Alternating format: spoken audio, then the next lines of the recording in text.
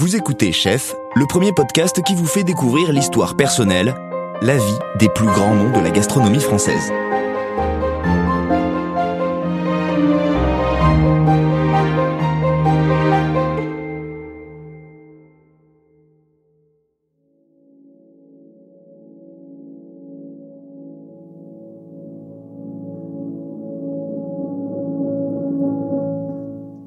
Bonjour à tous, ravi de vous retrouver pour un nouvel épisode de Chef, un épisode à la saveur particulière car il fait partie de ceux qui résonnent pour moi avec un souvenir empli d'émotions.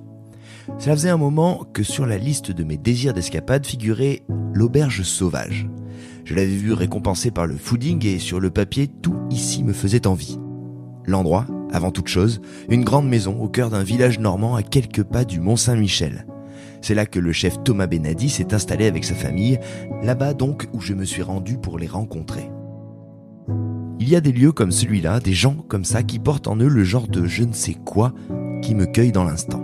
Je vous refais la scène, j'arrive après 3-4 heures de route, soleil doré de fin de journée. Quelques minutes avant mon arrivée, Jessica m'appelle.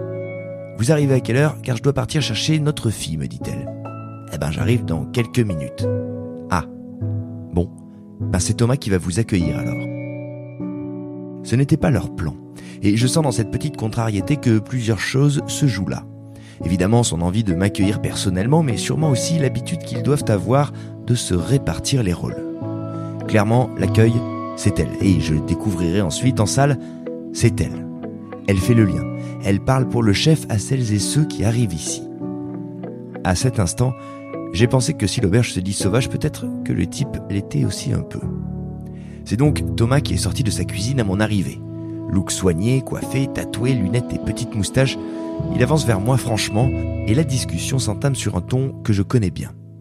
Le ton qu'emploient ceux qui ne sont pas là pour tricher. Celui des gens qui jaugent, qui choisissent leurs mots et ne disent en premier lieu que ce qui est nécessaire. Je traverse la si jolie salle et nous arrivons dans le jardin. Baigné de la plus belle des lumières, je comprends tout de suite qu'ici, le dehors est un pilier. Que ce jardin qui se déploie devant nous est pensé pour insuffler, qu'il y a là une vision et surtout une recherche qui s'écrit au pied de la cuisine. Un tour entre les plans et nous savons qu'entre nous passe le courant. Alors Jessica déboule joyeusement pour sceller l'intuition de cette rencontre. Je prends un peu de temps ici pour vous décrire la suite, pour vous parler d'un verre de cidre pris face à cette nature. Organisée mais spontanée, sauvage, juste comme il faut, prometteuse. Ma table fera face à la fenêtre, face tout du long au soleil couchant sur la campagne. La lumière mord les entrées, les amuse-bouches annoncent un dîner tout en subtilité, un bouquet d'herbes à croquer rappelle ici qui dessine la cuisine. Je ne sais pas combien d'assiettes m'ont amené de la lumière dorée à la chaleur des bougies de cette auberge, mais chaque entrée, chaque plat a tracé la ligne d'une cuisine mûrie, pensée. Une cuisine affirmée, droite et délicate. J'ai retrouvé ce soir-là, à table, le phrasé du chef que je venais de découvrir. Une parole où les syllabes sont détachées, les mots choisis. J'ai entendu dans ces plats la voix posée de Thomas. Une voix qui, sans s'élever, brandit un tempérament déterminé. Je ne pensais pas que cela se vérifierait à ce point. Thomas Ladonne m'a assisté à la réalisation et au montage de cet épisode. Je m'appelle David Ordonneau, vous écoutez Chef, et je vous invite maintenant à écouter une histoire unique, à l'image de celui qui la porte. Juste pour vous dire encore un mot, vous allez entendre l'histoire d'un homme qui s'est lancé en cuisine seul, sans avoir travaillé un jour dans un restaurant. Vous allez découvrir un engagé, un chef aux valeurs fortes et assumées, un chef qui refuse les concessions, quelles que soient les difficultés. J'arrête donc de parler, car une sacrée personnalité va s'exprimer. Un chef dont la cuisine mérite à elle seule un voyage en Normandie et ce, d'où que l'on vienne. Voici l'histoire de Thomas Benady.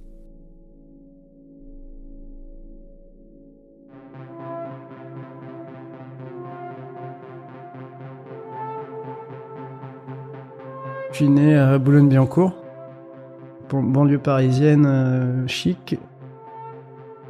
Et Boulogne, c'est quand même c'est un endroit assez chouette pour les enfants, parce que t'as quand même, par rapport à Paris, beaucoup d'espaces verts et pour y vivre. Je pense que quand t'es jeune parent, c'est assez chouette.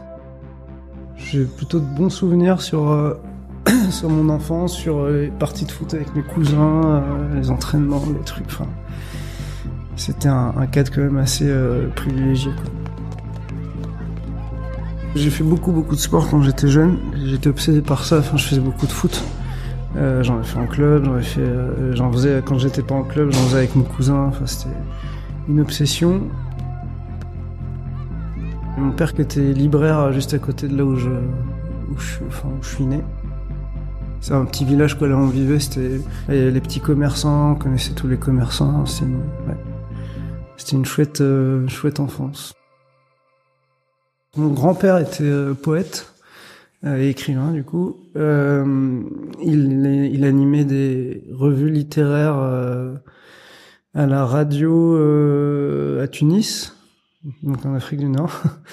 Et arrivé à Paris, quand ils ont dû partir avant que ça soit trop intense, eh bien, il avait pas d'autre choix. Enfin, forcément, il y avait un lien avec le livre, donc il a ouvert une première librairie, puis une deuxième.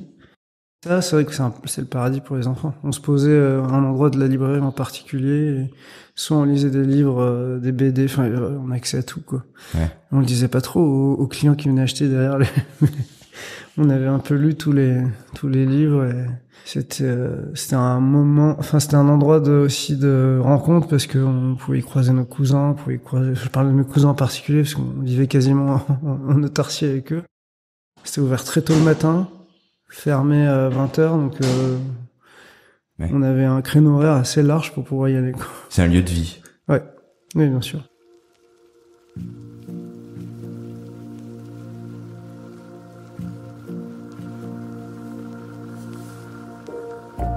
J'étais plutôt un enfant assez rêveur et assez dans ma bulle. Mais j'ai toujours eu ce pressentiment que les choses allaient se faire naturellement en fait. Donc c'est sûr que quand j'étais confronté la première fois au collège, lycée, où on a commencé à me dire bah, qu'est-ce que tu veux faire plus tard et que je savais toujours pas. Je savais juste qu'il y aurait certainement un lien, ce serait certainement artistique ou un lien en lien avec la nature. Et au final, je pense que j'ai cumulé les deux, quoi. Même dans ma famille, tout le monde me disait que j'étais le défenseur des animaux et il y a un peu de ça, quoi. Je pense que c'était à l'intérieur de moi et que honnêtement, je m'en rends compte aujourd'hui, je suis pas né au bon endroit non plus, même si c'était déjà un luxe d'être là où j'étais. Ce qui m'a permis aussi, je pense, j'aurais été né ailleurs, je sais pas si ma réussite en tant qu'autodidacte aurait été la même. En tout cas, ouais, j'ai toujours eu cette fibre, j'ai toujours eu ce besoin de sentir la nature, de me sentir vraiment en adéquation avec et une connexion. Et en connexion.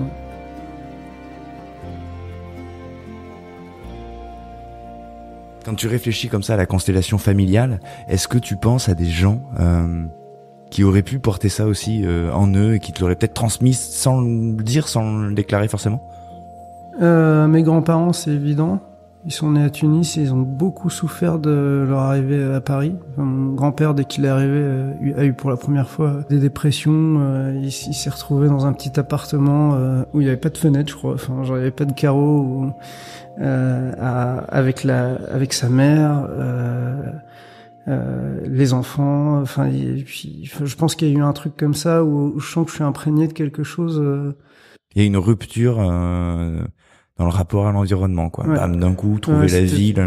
C'était trop dur et trop. Enfin, ils vivaient au soleil avec de l'espace. Donc, je pense qu'il y a ça. Il y a aussi peut-être un peu ma mère qui a eu tendance à vouloir fuir Paris.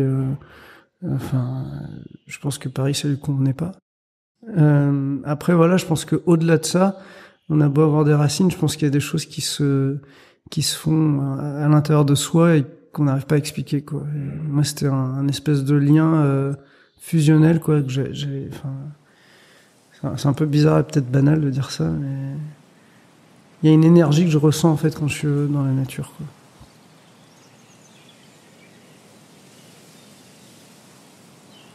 Mais la table à ce moment-là, la cuisine, elle a quelle place et qu'est-ce qu'on trouve chez vous ? Quel souvenir tu as de ça ? Extrêmement importante. Enfin, j'ai eu la chance d'avoir.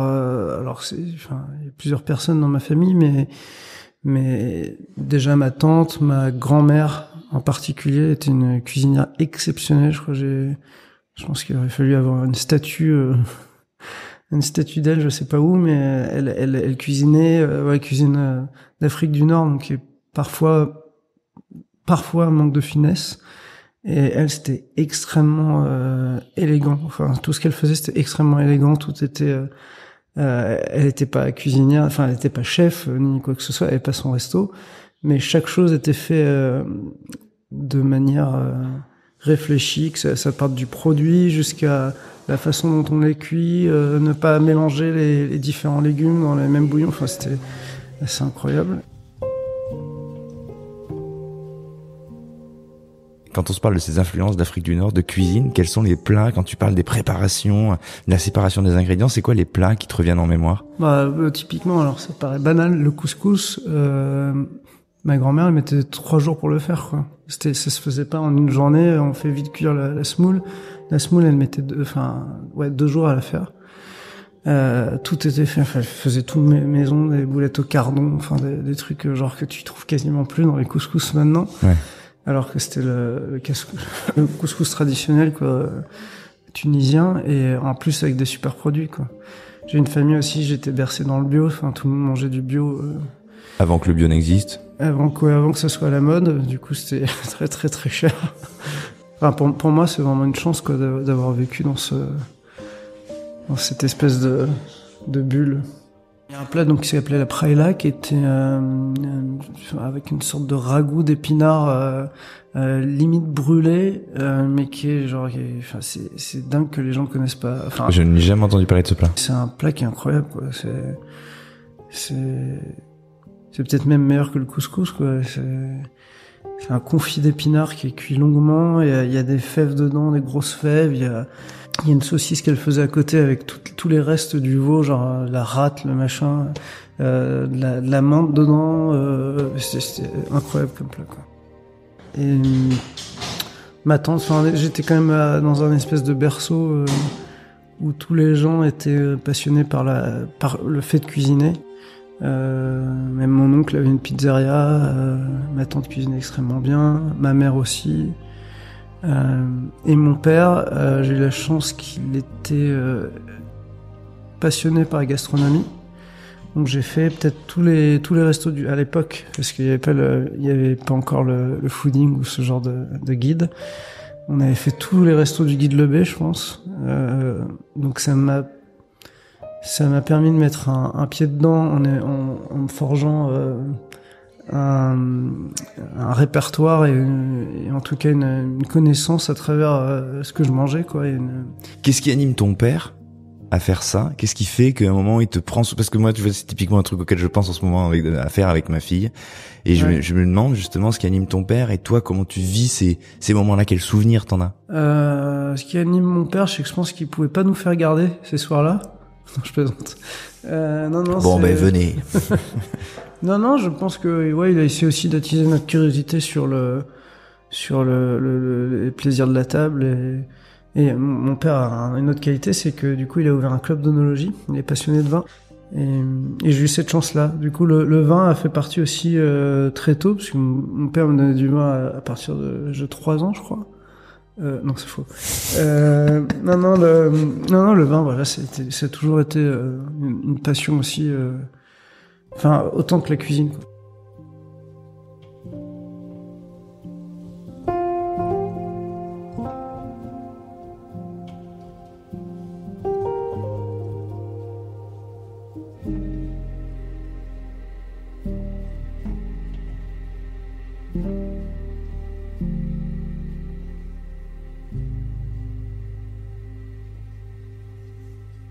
Donc là, on a un petit théâtre quand même, un petit théâtre de culturel du goût quand même. Après, tu vas faire ton chemin et c'est toi qui vas le dessiner. Néanmoins, voilà, il y a quand même des signaux qui interpellent à ce moment-là.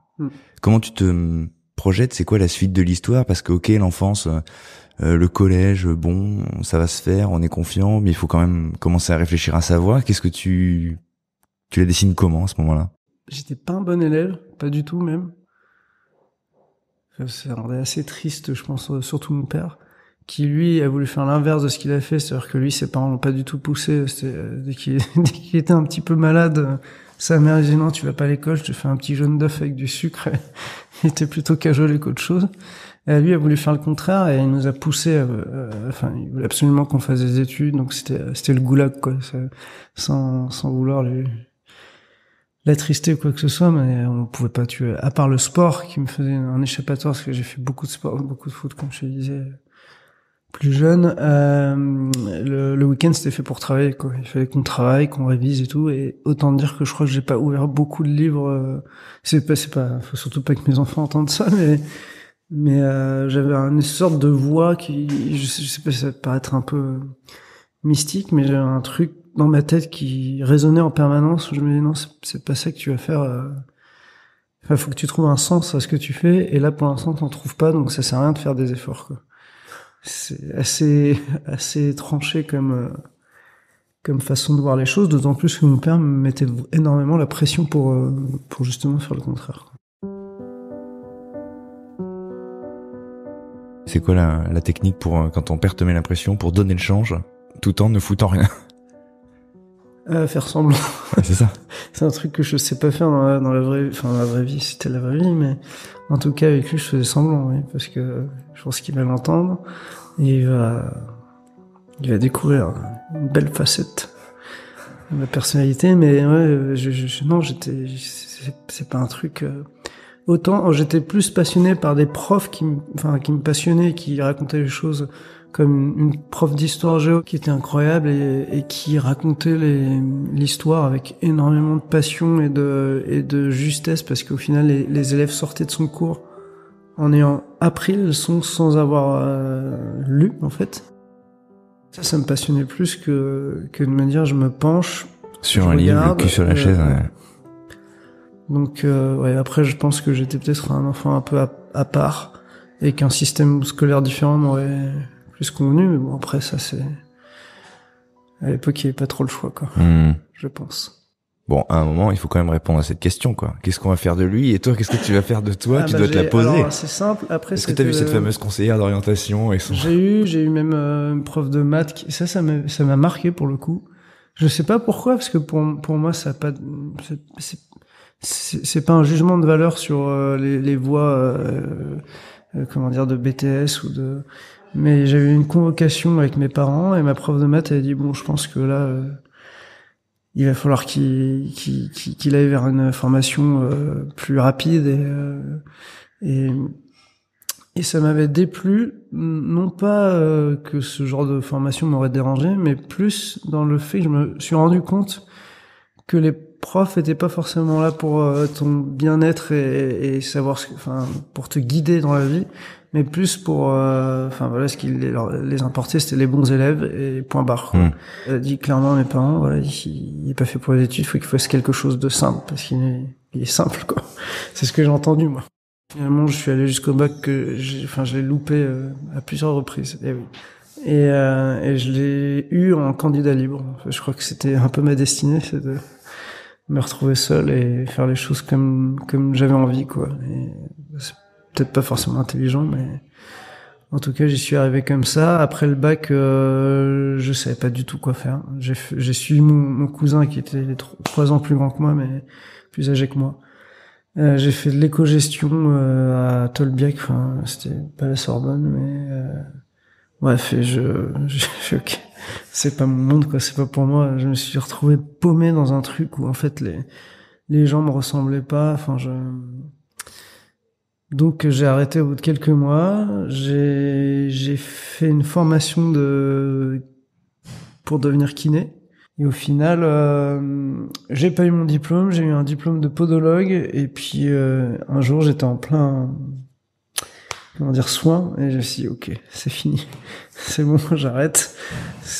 Voilà, je suis désolé de parler de ça parce qu'après je suis devenu cuisinier.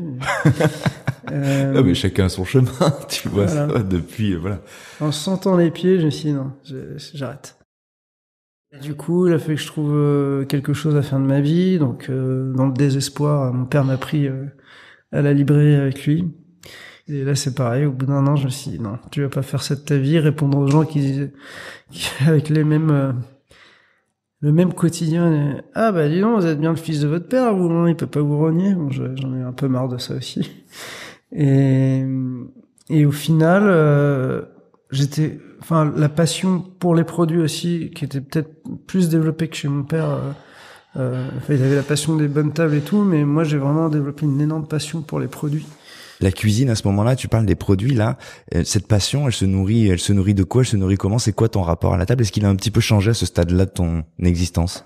Je pense qu'à ce moment-là, je me suis dit, en fait, voilà, là, t'es arrivé au bout d'un chemin, tu t'es pris plusieurs murs, là, c'est le mur de trop, et en fait, qu'est-ce que toi, tu veux vraiment faire de ta vie, sans que papa soit derrière en train de te dire, c'est pas bien, c'est bien, ou je te prends sous mon aile, et je te sous-paye. Non, pardon.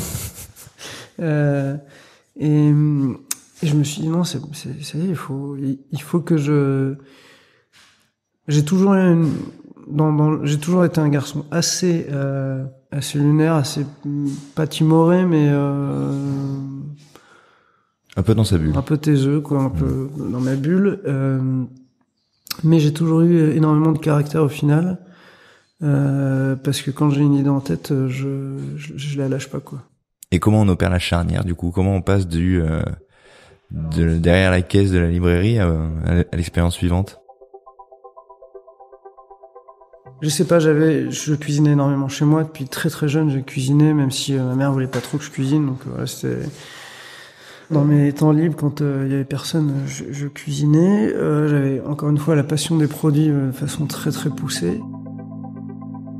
Je me suis dit en fait, c'est ça que j'aime. J'aime les maraîchers, les producteurs, et j'ai envie de mettre aussi en valeur leur travail. Et j'ai eu un déclic, j'ai eu une personne qui a accepté d'investir dans un petit truc à Boulogne, donc près de la cité du Pont de Sèvres, machin. Donc tout le monde me disait mais tu vas te rater, c'est vraiment pas un bon quartier. Il y a un foyer à côté de ton resto, machin.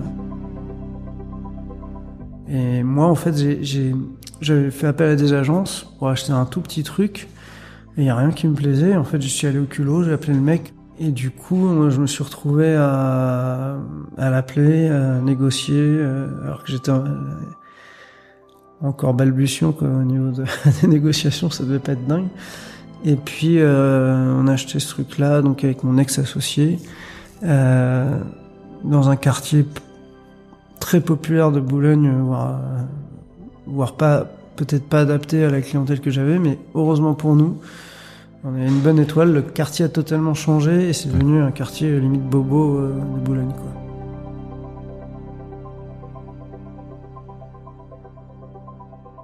Alors, il faut expliquer un truc quand même, parce que là, on est passé de la librairie à j'ouvre un restaurant. Non mais, où est-ce que tu trouves la ressource pour te dire, ok, je vais être capable de me projeter moi là-dedans, parce que jusqu'à preuve du contraire, et tu vas peut-être nous donner des petits détails, mais ton expérience en cuisine, elle se limite à ce que tu as pu faire chez toi. Ouais. Comment on fait pour se jeter là-dedans? Il y a peut-être des steps, non? Ou alors t'y allais? Non.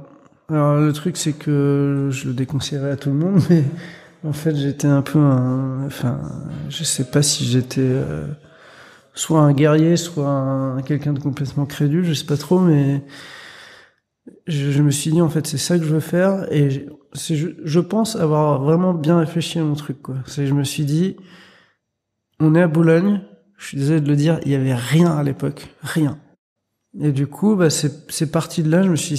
Dans ma tête, je me suis dit, c'est sûr que ça va marcher. À aucun moment j'ai douté. Par contre, tout le monde a douté pour moi autour. J'ai eu 0 personne à part mon associé qui a cru en nous, quoi. Mais on peut les comprendre quand même, non? Parce que, encore une fois, pardon de reposer cette question, mais en termes d'expérience, on en est où à ce moment-là de toi et de la cuisine? J'ai aucune expérience. J'ai fait une journée chez The Kitchen Gallery, juste parce qu'on avait j'ai une connaissance de mon père qui connaissait un chef William Ledeuil. Et voilà, j'ai pas touché à quoi que ce soit, quoi, mais j'ai observé tout et c'était chouette, quoi. En tout cas, William Ledeuil, pour moi, c'est un grand monsieur de la gastronomie. C'est un des premiers, si ce n'est peut-être le premier, à avoir fait une cuisine avec des produits d'ailleurs, mais en ayant du sens, quoi. C'est-à-dire, sans dire, je fais une cuisine fusion, machin. Donc là, attends, tu vas ouvrir ton restaurant. Donc tu n'as jamais cuisiné? Bah si, j'ai fait une journée d'observation chez William Ledeuil. J'ai tout appris ce jour-là. Peut-être que c'est le seul ego que j'avais, c'était de me dire, je connais les produits en fait. Donc il y a quelque chose de l'ordre de l'instinct, quelque part. Il y a quelque chose de l'ordre de je sens les choses. Et depuis le début, c'est comme ça. Donc ok, on oublie le fait que j'ai jamais entendu un truc pareil. Ok. Premier jour de ce restaurant, c'est quoi l'intention? Qu'est-ce que tu comptes y faire? Comment tu te projettes? Qu'est-ce que tu veux proposer? Vraiment, ma première intention, honnêtement, et je le dis parce que je sais que c'est pas le cas de tout le monde, il y a des gens qui le disent sans vraiment le faire, c'était de mettre en valeur le travail d'autres en fait. C'était de se dire, en fait, il y a des gens incroyables qui font des trucs incroyables dans la France entière. Et en fait, c'était vraiment de me dire, voilà, grâce à eux, en fait, je vais pouvoir proposer quelque chose de cohérent aux gens. Sans faire d'efforts, parce que justement, j'étais conscient de mes capacités, quoi. Ou de mes incapacités, je peux. Et avant ça, en fait, avant d'ouvrir mon premier resto, quand j'ai pris la décision de le faire, j'ai fait un tour de France des producteurs. À l'époque, plus par des vignerons, j'avais des petites adresses, des machins, des trucs. J'allais voir un premier mec, il me donnait une autre adresse. Le mec en question, ça me convenait peut-être pas, mais il me donnait l'adresse d'un autre mec. Et quel souvenir tu gardes de ça? Bizarrement, c'est très flou parce qu'il y a eu tellement de trucs entre-temps. Je me souviens juste d'images plus, des photographies que j'ai en tête de moments avec des gens, dont les fameux les truites de Banca, qui à l'époque, c'est ça qui est ouf, et c'est grâce à eux en fait que j'ai réussi à développer toute ma cuisine après, sans qu'ils le sachent. C'est que je suis allé dans cette fameuse vallée des Aldudes qui est genre une beauté absolue, parce qu'un mec m'avait parlé des trucs de Banca. Je suis allé voir du coup le lieu qui est incroyable, et en discutant avec eux, on leur explique notre resto et ce que je veux y faire. Et ils me disent, il y a des petits jeunes qui viennent de commencer, ils commencent à travailler avec nous, je crois qu'ils livrent 2 restos à Paris, mais ils ont l'air super motivés, c'était Terroir d'Avenir. Et ils venaient quasiment de commencer quand moi j'ai commencé aussi, quoi. Et je me suis dit, chouette, s'il y a des gens qui ont fait la même démarche que moi, parce que honnêtement, ça n'existait pas avant Terroir d'Avenir, on peut les critiquer, enfin j'entends beaucoup de critiques à leur égard. En tout cas, ils m'ont aidé à construire ma cuisine, parce qu'ils ont fait le travail que moi je voulais faire. Ils m'ont amené sur un plateau en me disant voilà ce qu'on te propose. Ils avaient une liste ultra restreinte, quoi. Les pigeons de Mesquer, mais tout ce qu'ils avaient, c'était incroyable. Incroyable. Et du coup, voilà, c'était genre, j'étais un enfant gâté, quoi, vraiment, genre, je regardais la liste avec passion tous les soirs, pour passer mes commandes, et c'était génial, quoi. Donc là, quand même, quand on t'écoute, il y a ce goût, cette entrée par le produit, un petit côté pas ludique, mais passionné, en se disant avec quoi je vais jouer demain.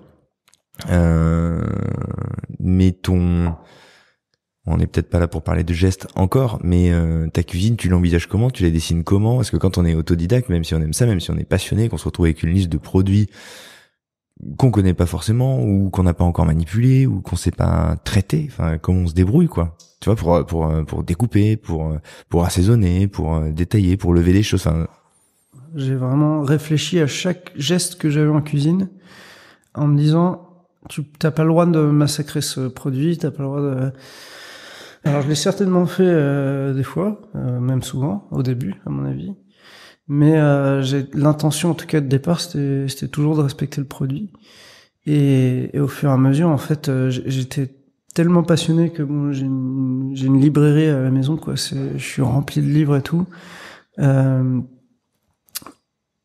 Et j'ai appris énormément par les livres.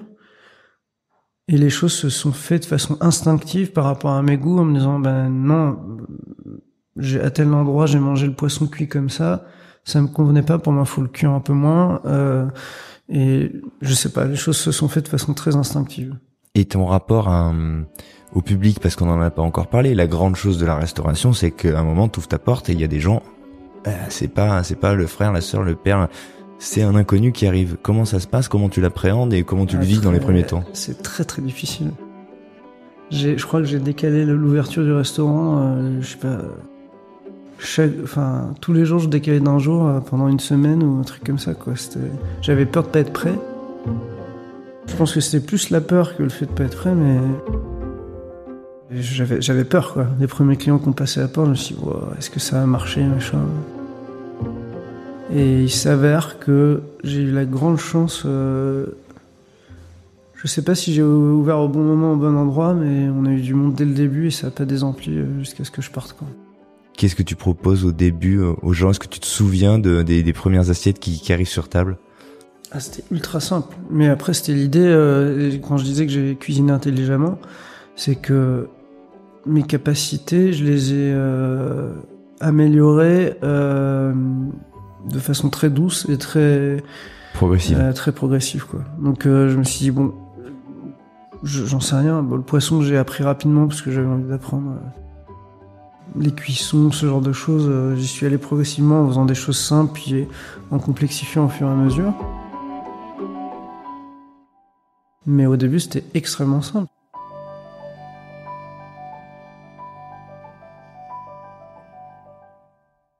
C'était des super jambons noirs de Bigorre qui, à l'époque, n'étaient pas non plus à la mode. Des quintoa, enfin des cochons quintoa. Des légumes qui venaient de super maraîchers. Enfin, j'en ai plein, berrurier, machin. Enfin. Et du coup, c'était une cuisine d'instinct, mais très simple, quoi. Je la faisais au jour le jour. C'était même démentiel parce que je changeais le menu tous les jours, sans expérience. Du coup, c'était folklorique, quoi, en cuisine. Mais comment on fait pour les sauces, les jus, les choses comme ça, les bouillons, c'est peut-être pas aller tout de suite non plus, mais je pense que, honnêtement, alors ça c'est grâce à ma curiosité extrême. Sur la gastronomie, apprendre énormément par les livres, plus le fait que je suis allé manger, voilà, à travers les bistrots, c'était beaucoup de bistrots, du coup, bistronomiques, bistrots, mais les premiers. Ça m'a permis de savoir, par exemple, entre un restaurant et un autre, si je prenais, je sais pas, des riz de veau à telle sauce, de me dire, bah, j'ai préféré celui-là parce que le riz de veau était plus limite caramélisé, mais j'ai préféré la sauce de l'autre parce que c'était pour le coup j'ai une énorme mémoire du goût, quoi. Je me souviens exactement des sauces et des plats que je mange. Oui, mais il y a une technicité quand même, on est d'accord. On a beau voir, on a beau goûter, on a beau avoir une bonne mémoire, à un moment Ouais, après c'est des mais encore aujourd'hui j'ai pas de recette en cuisine, c'est du bidouillage. Non, je rigole. Bah, c'est un sacré bidouillage. C'est du bon sens, quoi. C'est-à-dire que c'est ce que j'explique ce matin. J'ai eu le cas de figure avec le stagiaire. Il m'a dit, dans les carbonara, est-ce que vous mettez du sel? Je lui dis, bah, je sais pas. Il me dit, je sais pas si dans la recette traditionnelle on met du sel. Je lui dis, moi je fais pas la cuisine comme ça, en fait. Il y a peut-être une recette traditionnelle, mais si ton lard il est mal fumé ou trop salé ou machin, tu goûtes ta sauce, tu vois si c'est exactement ce que je fais au quotidien. C'est réajuster, parce que des fois les légumes sont pas les mêmes, les fruits sont pas les mêmes. Le truc des pâtissiers, de se dire j'ai une recette, je m'y tiens, surtout faut pas bouger d'un iota, ça, pour moi ça sera ma plus grande incompréhension. Donc t'as combien on s'en parlait, t'as combien de fiches techniques en cuisine? Des centaines et des centaines, donc? J'en ai honnêtement, je dois en avoir 10. C'est pas mal quand même, c'est pas mal. Je pensais que t'allais dire une. Non, après j'ai plein de trucs dans mon ordi, mais non, j'ai des trucs de base de pâtisserie, tout ce qui est à base de pâtes, quoi, enfin les pâtes à pizza, des trucs comme ça, mais pour le reste, je m'en tiens à mon cerveau et ma réflexion, quoi. Depuis le début, on est sur une histoire de cuisine qui se construit en rebond sur ce que t'es. Tu reçois, tu observes, tu analyses, et là maintenant, tu te mets au fourneau, donc tu refais, tu retraduis par le prisme de ta sensibilité. On est vraiment sur la seule matière, c'est toi dans cette histoire. C'est un peu égocentrique comme je suis désolé, mais ouais, non, ça doit être ça. Non, mais j'ai l'impression que c'est comme ça que ça s'articule. Ouais, c'est comme ça. Il y a une sorte de, je sais pas, je sais pas si je peux parler de force, mais de force interne intérieure où je me dis, faut que je fasse les choses selon ma sensibilité et pas en me disant, bah l'autre m'a dit qu'il faut faire comme ça ou comme ci. Mais ce qui est super là-dedans, c'est que ça traduit aussi le fait que c'est possible, que l'ouverture, l'observation, la curiosité et la réflexion a posteriori peuvent permettre de produire, de créer par soi. Moi, je trouve que ce discours, si on pourrait le trouver, se dire, putain, le mec, il est facile, il est hyper confiant. Bah, c'est aussi un discours qui dit, bah, c'est possible si vous y croyez, si vous observez, si vous apportez la juste attention aux choses. Après, moi, je suis pas hyper confiant. Hein. Je doute tous les jours et je pense que les cuisiniers qui doutent pas, c'est pas des bons cuisiniers. La cuisine, en fait, t'as pas besoin d'être sûr de toi, t'as besoin d'être passionné, de goûter tous les jours, de te dire, bah, ça, je le ferai plus comme ça. Dès qu'il y a une question d'ego, et de, même si t'es en train de dire que je suis un peu égocentrique, il y a un truc qui me dérange, du coup, dans l'intention, en fait, de cuisiner. Mais, non, c'est très personnel. Et très empirique. C'est ça, le vrai truc. Oui, c'est une façon d'interpréter les choses aussi, ou je sais pas, de les voir différemment. Tu vas l'emmener où, l'aventure de la machine à coudre? Ça marche dès le début? Ça marche tout du long? Alors, les premières semaines, on se dit, waouh, c'est l'enfer, qu'est-ce qu'on a fait? Puis au bout de... Comment ça, qu'est-ce qu'on a fait? Il y a trop de monde, c'est pas possible. Non, pour le coup, alors après, bon, c'était peut-être voulu, mais, ça a pas marché de dingue pendant 2 semaines, je pense. Pendant 2 semaines, et après, on a eu, en fait, on a commencé à avoir quelques petits articles, gentils, pour pas dire autre chose, et puis on a eu alors ouais, pour le coup, si on veut rendre à César ce qui lui appartient, on a eu le blog de Boulogne, donc Thomas Clément, ouais. qui a commencé à parler de nous, et qui a mis dans une petite phrase, en fait, il a lancé un petit truc en disant le genre d'adresse qui plairait au fooding. Et bingo, quoi. Enfin, après il y a le fooding qui est venu, et nous qui à l'époque, comme je te le disais, le fooding c'était le Graal absolu parce que tous les restaurants que j'adorais étaient dedans. On s'est dit, j'espère qu'on y sera d'ici 2 ans, ça serait cool, machin et tout. Et au bout de 4 mois, on était dedans. Et après, on a eu même François Simon qui est venu. Et retournerais-je? Ouais, je sais pas. Non, oui, dans le premier, bizarrement, en fait, dans le premier resto où j'étais quand même plutôt hésitant et je sais pas, les jambes tremblantes, je sais pas trop, mais il a trouvé ça génial. Il a dit, il est fini, mais je me souviens parce que la phrase était cool.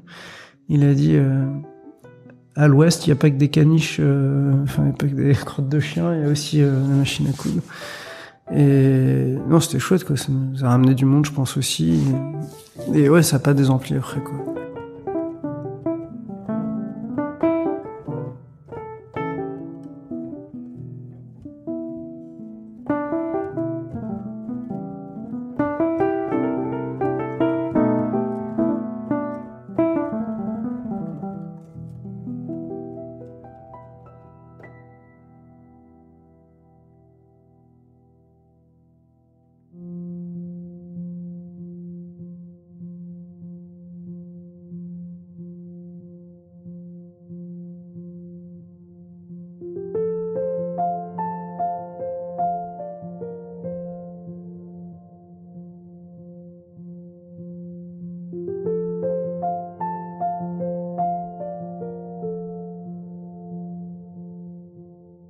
T'es arrivé à créer une adresse dans un no man's land gastronomique, c'était un peu ça à l'époque. Ouais.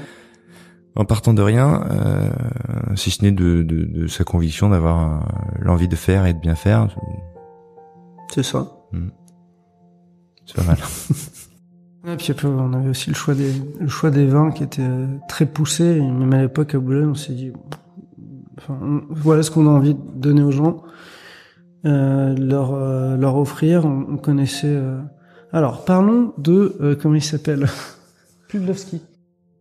Il débarque juste avant un service. Je me souviens, tu sais, on était des jeunots entre guillemets, genre on débutait le métier. Il débarque juste avant un service à 10h30, 11h.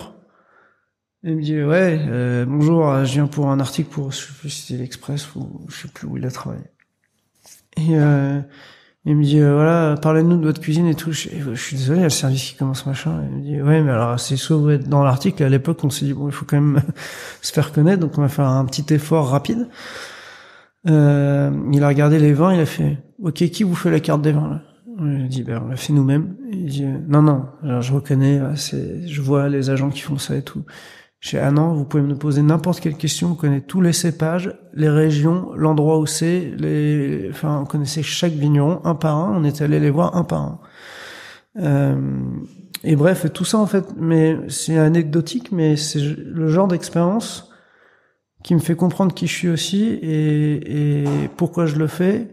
Parce qu'il s'agit de se défendre et de défendre son intention et son geste à ce moment-là. Et de dire en fait, alors c'est quoi le préjugé? Alors ça va être les mêmes préjugés parce que je suis autodidacte, parce que je suis jeune, parce que...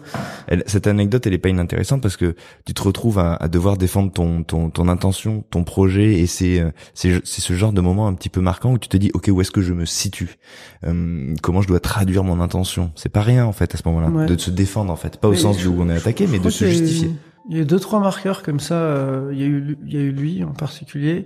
Il y a eu une amie de mon père qui est venue dans les premières semaines et qui m'a dit, ah non mais vous avez tout fou, vous faites des hot dogs machin, ça cartonne. Je me suis dit, ok, hot dog. Alors je sais pas que j'ai l'esprit de contradiction, mais je me suis dit, je vais encore aller plus loin que ce que j'ai envie de faire parce que je me rends compte que sinon je vais devenir baval comme ces gens-là en fait. Et en fait ça m'a permis de me donner la force de me dire en fait non, justement il faut le faire le contraire. Il y a cette voix qui te parle et qui dit va plus loin, va plus loin parce qu'en fait c'est pas suffisant. Et au final ça aide quoi. On a l'impression que c'est un truc. Et je me suis surtout dit aussi, les gens bienveillants, au final tu vas pas en avoir beaucoup quoi. Les gens qui vraiment viennent en disant waouh. Et enfin ça c'est vrai que c'est la première confrontation importante que j'ai eue dans ce milieu-là, c'est de me dire. Alors c'est faux ce que je dis puisque il y a l'effet inverse avec le bloc de Boulogne, ce genre de gens qui viennent et qui sont merci, vraiment il y a aussi des gens qui par l'intention, et je pense qu'à l'époque c'était plus l'intention que la cuisine parce que c'était encore fébrile pour moi, mais voilà, il y a eu plein de clients extrêmement fidèles, j'ai eu des gens qui revenaient toutes les semaines machin, enfin c'était incroyable.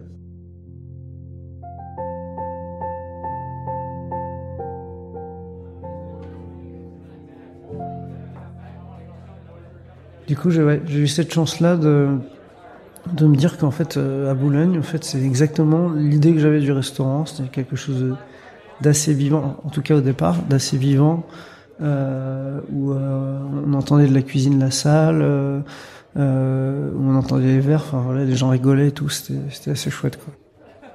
Mais c'était trop, la machine à coudre, c'était un truc à part, quoi. C'était trop petit, il y avait trop de tables.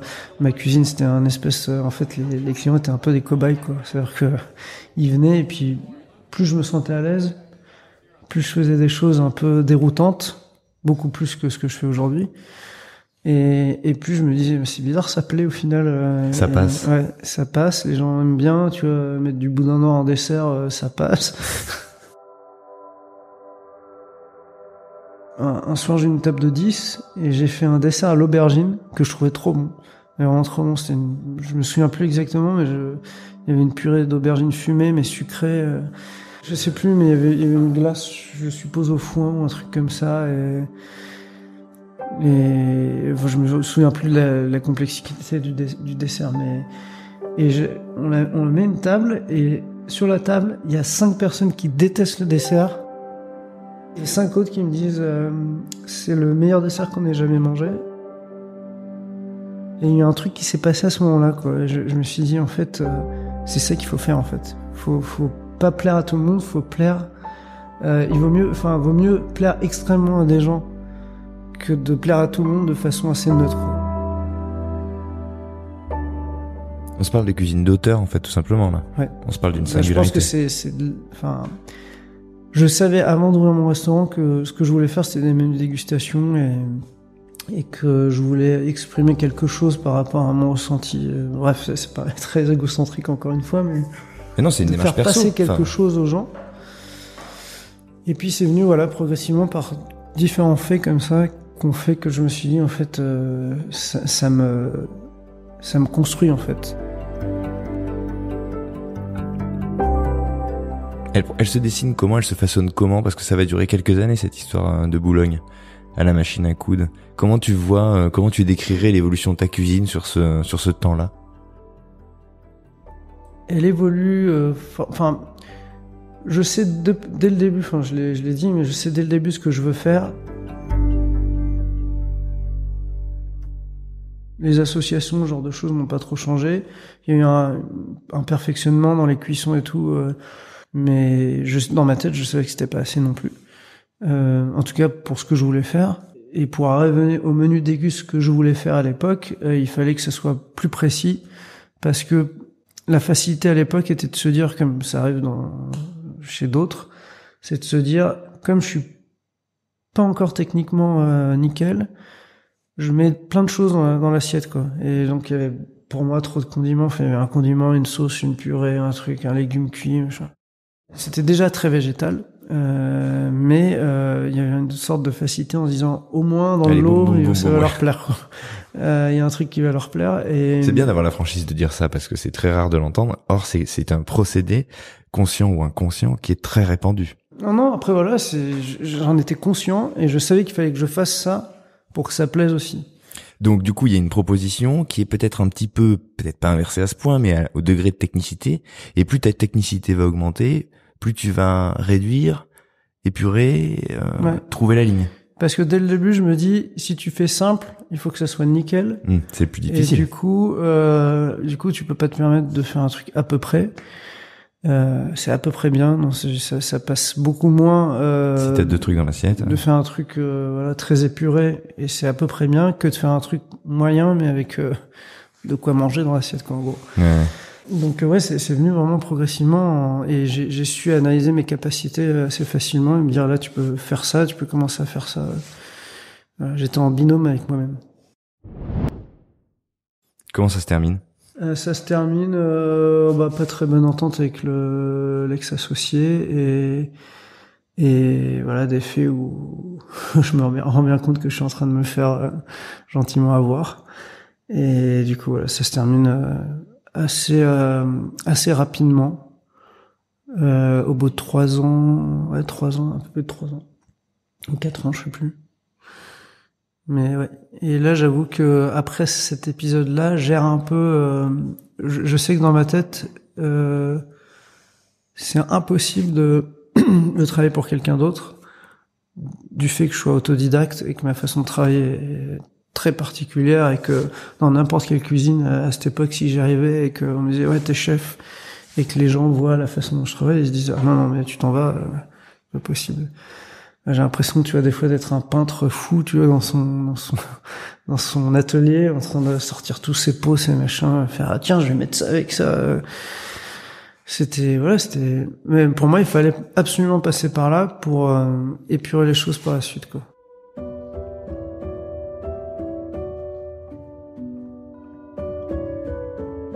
C'est une charnière qui est très particulière, parce que mine de rien, on se parle d'association, mais c'est toi, c'est tes assiettes, c'est ta cuisine, c'est cette idée d'un endroit dans Boulogne. Quand du jour au lendemain ce truc s'éteint, ou que tu le quittes, peu importe, que ça s'arrête en tout cas, c'est un truc à vivre quand t'as porté une aventure intense, parce que forcément elle a été intense, cette aventure. Bah c'est comme honnêtement un resto, c'est comme avoir un enfant, quoi. Il y a un truc t'es lié, et puis au bout d'un moment tu l'oublies, contrairement à l'enfant, mais enfin j'espère. Mais ouais, il y a un truc de déchirement, quoi, quand tu t'en vas d'un lieu comme ça où t'as connu des émulations, des moments vibrants, des moments très très difficiles aussi, parce que forcément voilà, quand tu débutes sans rien savoir, enfin en tout cas pas sans rien savoir, mais sans rien avoir fait avec tes mains, tu vis des moments parfois très difficiles. T'es forcément en doute, et puis quand les gens viennent te le renforcer ce doute en disant ah non c'était pas bien, ou voilà, tu te dis je vais peut-être arrêter la cuisine, parce que tu te dis en fait c'est un massacre, j'arrête, quoi.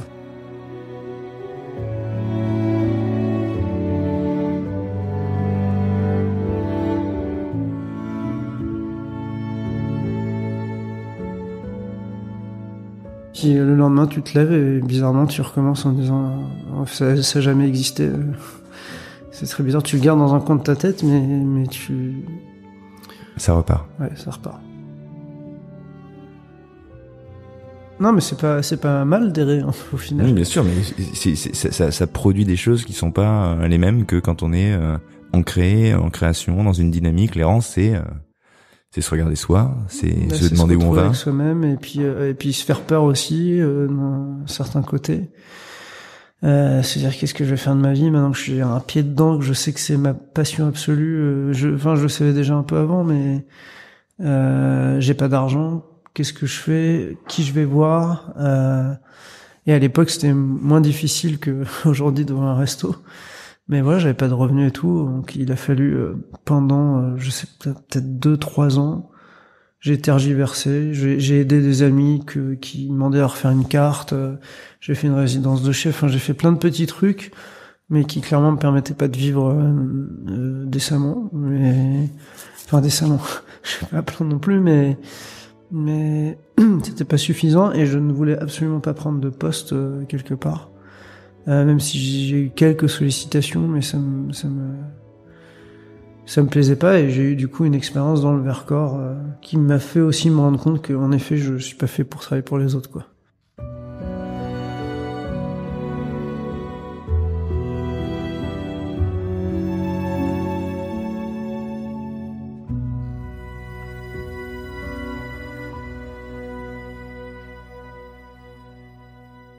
Le côté brigade classique avec une hiérarchie et bien sûr qu'il faut, moi j'ai tendance à être trop cool en cuisine, bien sûr qu'il faut un minimum il faut du sérieux, ça c'est évident, c'est la base.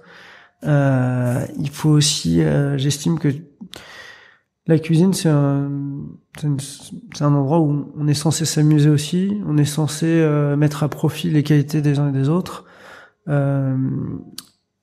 Moi voilà, encore une fois j'ai fait du sport et je pense qu'il y a un truc, tu mettais pas un défenseur central ailier droit ou c'est vraiment tu rassembles les forces et tu te dis voilà, lui il est quand même bien meilleur pour ça ou pour ça, il faut absolument que j'axe son travail sur ça, même si parfois ça déplaît. Je pense qu'au final ils le ressentent, quoi. Ils ressentent dans quoi ils sont bons. S'il y a une envie d'amélioration, une curiosité importante, il y a aucun problème de mon côté pour que ça se passe autrement. Mais... Je me demande après comment tu vas dessiner la sortie de cette période charnière où tu réfléchis, où tu vois bien qu'effectivement il faut quand même un modèle. Enfin, en tout cas, il faut que t'en trouves un. Parce que on peut pas papillonner en résidence quand on est chef. Non, après voilà, j'ai essayé de trouver des financements, notamment dans mon entourage proche. Et puis à force d'essayer de convaincre les gens, j'ai des gens de ma famille qui m'ont prêté de l'argent. Oui, parce que il y a quand même un truc qu'il faut se dire à ce stade, c'est que t'as validé quelque chose. On est passé de je fais semblant de bosser le week-end quand mon père demande de potasser, finalement je vais bosser aussi sous son aile, je m'émancipe, je pars dans une voie qui est pas forcément cautionnée, attendue, j'ai réussi. Parce qu'il y a eu un succès d'estime tout de même autour de ce challenge qui était le restaurant à Boulogne. Ouais, c'est évident que c'est la première fois de ma vie où j'ai entendu mon père dire t'avais raison. C'est pas rien. Je trouve ça incroyable. Non, après j'avoue que la période entre les deux a été très perturbante parce que je pense que il y a une énergie qui est sortie de la machine à coudre où j'étais, tu sais, comme un jeune fou, quoi, un jeune foufou qui veut aller dans tous les sens sur le terrain et c'est que non, il y avait une énergie qui du coup était gâchée pour moi au jour le jour, sans ego, sans dire il faut absolument que les gens voient mon talent, c'est pas ça, c'est juste je sentais que voilà, je perdais chaque jour quelque chose qui aurait pu m'apprendre, qui aurait pu me faire évoluer. Mais en quoi c'était perdu? Parce que je travaillais pas, en fait, j'étais pas en cuisine en train d'agir et comme je dis souvent à mes enfants, c'est les mots, ça sert pas à grand chose, faut agir, quoi. Et tant que t'agis pas, même les gens qui sont en école de cuisine, bien souvent, tu dis le seul endroit où tu vas vraiment apprendre, c'est en cuisine. Mais c'est évident que il faut agir, quoi. Il faut faire. Et surtout, contrairement à ce que mon père me disait, il faut faire des erreurs. Parce que si tu fais pas des erreurs, tu comprends pas, quand t'en fais pas, pourquoi tu fais pas d'erreurs, quoi. Et du coup, on vient à ça, c'est que j'ai réussi à convaincre des gens de ma famille de me prêter de l'argent pour ouvrir Horty, du coup, à Paris, dans le 9e, dans une rue étrange, honnêtement, et avec le recul, un quartier extrêmement étrange. Si c'était à refaire, je pense que je me serais jamais installé là. Il faut préciser. Rue Rodier, ouais. C'est un quartier où chaque rue, en fait, au niveau d'un emplacement, on va me dire peut-être partout, c'est partout pareil dans Paris, mais il y a des quartiers dans les quartiers. D'une rue à l'autre. Les gens ne dépassent pas certaines rues. Ouais.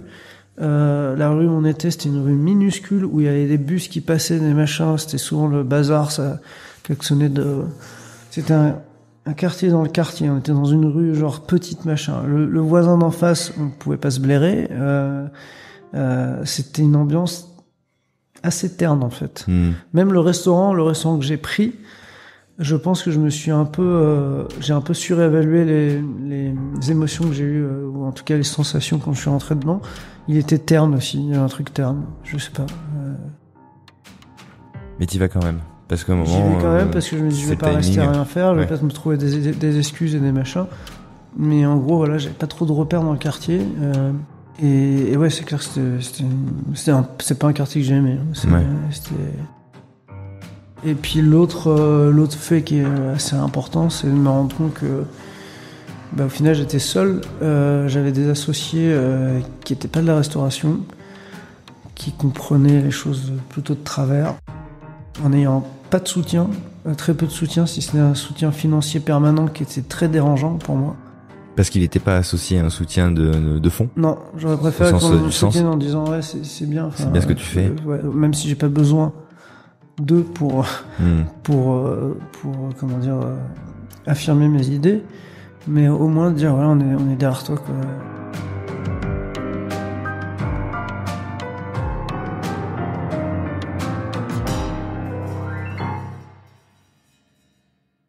Je me suis retrouvé seul à gérer mon truc sur place, en n'ayant que des employés. Moi, j'ai pas énormément d'employés, mais j'avais 2-3 employés.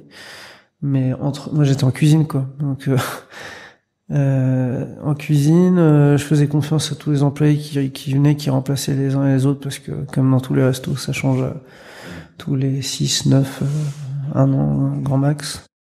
Le plus important en fait, c'est vraiment pas pour moi la qualité du service, 3 étoiles, le côté tout est nickel, ça en fait partie. Le perfectionnement dans le service, c'est super important. Mais le plus important, c'est l'énergie que tu fais passer de la cuisine au client, en fait. Et ça, j'en ai pas eu un seul. J'en ai peut-être eu un qui s'est démarqué, mais avoir des gens qui aiment ce que tu fais en salle et dire et le faire passer au client en disant vous sentez l'amour qui vous donne, enfin sans vouloir les non mais c'est la figure de l'ambassadeur en fait, qui va traduire et qui est aussi porté, animé par l'idée d'aller convaincre pour celui qui est de l'autre côté de la... Ouais, après moi j'estime qu'il faut être extrêmement sobre, c'est-à-dire il faut que ça se fasse de façon naturelle, encore une fois. Oui, mais il faut être animé intérieurement, il faut avoir cette envie. C'est peut-être un défaut aussi, j'ai jamais sorti ma pancarte en disant attention, on fait que du bio, on fait que du super produit et tout. Heureusement que les gens ont fait à notre place, ont communiqué sur ça, mais je trouve ça très vulgaire de le faire. À l'époque, en plus, c'était la mode d'écrire sur les cartes le beurre de chez machin, le brocoli de machin. Le beurre bordier. On peut plus. Mais bon. Mais voilà, ce qui me manquait, c'était Jessica. Ça c'est beau ça, j'espère que ça sera pas... Non, regarde. Mais non, c'est ça, avoir un lien en fait, et quelqu'un qui est touché par ce que tu fais et qui du coup laisse au client en tout cas la neutralité nécessaire pour qu'ils arrivent à capter le truc s'ils ont envie de le capter quoi. Un mauvais service, ça peut... moi je dis toujours, la cuisine c'est pas grand chose parce que un très très bon service avec une cuisine moyenne, t'as tendance à dire bon bah j'y retournerai certainement. Un très mauvais service avec une très bonne cuisine, tu y retournes jamais.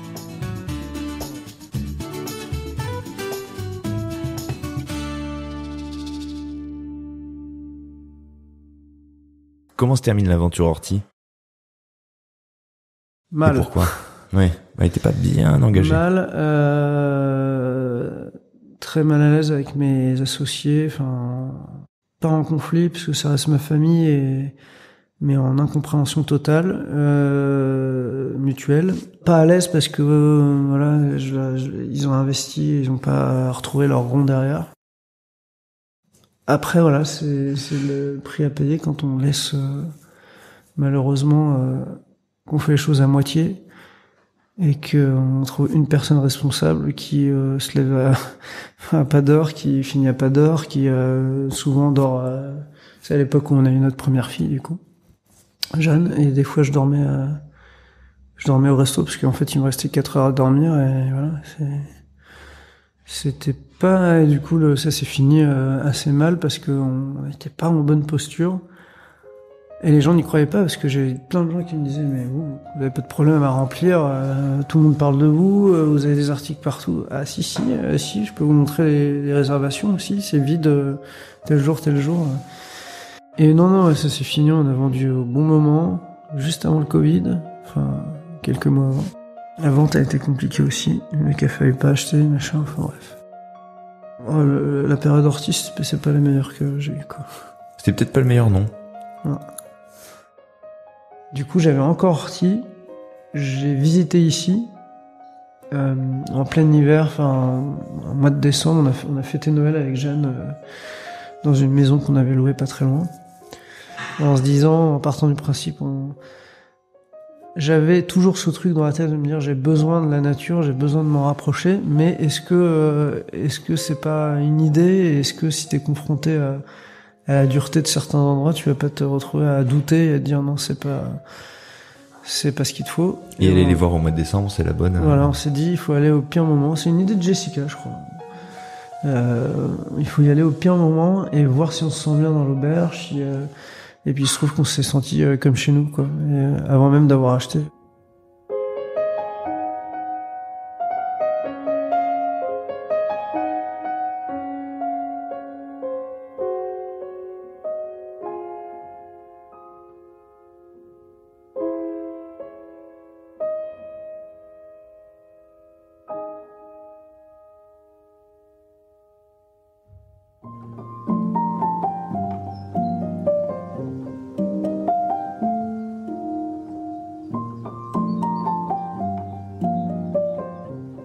Alors il va falloir nous dire, lever le mystère, parce que les gens le savent ou pas, mais il va falloir le dire. Où sommes-nous? Parce que on parle de ici. Là, Qu'y a-t-il derrière ce mot énigmatique ici? On est dans la Manche.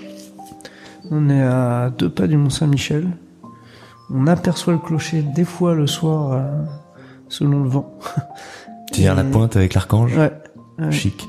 Et on est dans une région où, enfin, je suis pas venu pour rien ici, c'est que on n'est pas venu pour rien. Mais moi, d'un point de vue cuisine, j'avais pas mal de gens avec lesquels je travaillais qui étaient du coin. Et surtout, par ma passion des produits, je me suis rendu compte que c'était une région avec un terroir extrêmement riche, avec des produits très pointus et parmi les meilleurs au niveau de la qualité, que ça soit le beurre, la crème, n'en déplaise aux Bretons, voilà. Le homard, le meilleur, il est en Normandie, il est pas en Bretagne. Ça, tout le monde le sait, tous les gens qui s'y connaissent le savent. Les maraîchers, alors après les maraîchers c'est plus compliqué, il a fallu chercher un peu plus, même si j'avais des contacts ici. Après voilà, je me suis dévié de cette trajectoire-là de gens que je connaissais, mais c'était d'abord pour le terroir et me dire, je trouve ça complètement aberrant. Alors la Normandie de manière générale, je trouve ça aberrant parce que je trouve qu'il y a vraiment pas beaucoup de tables remarquables. Il y avait Sakana à Honfleur et je sais plus. Enfin voilà, il y a certainement des gens que j'espère que je connais pas, mais il y a plus de cuisine traditionnelle. Il y a plus de cuisine gastro, souvent c'est de la cuisine des années 90. Et je me suis dit c'est incroyable avec le terroir qu'ils ont. il laisse la chance aux Bretons de faire ce qu'il faut, et de l'autre côté de la frontière, rien. Il y avait rien.